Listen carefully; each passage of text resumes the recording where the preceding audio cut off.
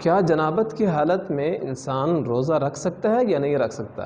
یعنی بعض دفعہ انسان کو ایسی حالت اور ایسی صورت پیش ہو جاتی ہے کہ انسان جب آنکھ کھولتا ہے سحری کے وقت اٹھتا ہے اور انسان کو غسل کی ضرورت ہوتی ہے، اور ادھر سحری کا وقت بھی کم ہوتا ہے کہ انسان غسل بھی نہیں کر سکتا، تو کیا اس حالت میں یعنی جنابت کی حالت میں کھانا پینا جائز ہے یا نہیں ہے؟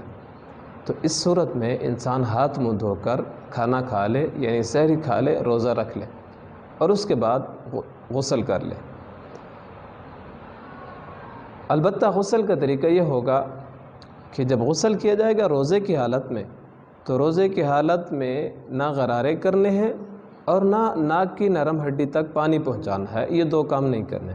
کیوں؟ اگر غرارے کر لیے تو پانی حلق سے نیچے چلا جائے گا، روزہ ٹوٹ جائے گا، اور اگر ناک کی نرم ہڈی تک پانی پہنچا لیے تو پانی اوپر چلا جائے گا اور اس سے بھی روزہ ٹوٹ جائے گا۔ تو روزے کی حالت میں یہ دونوں چیزیں نہیں کرنی۔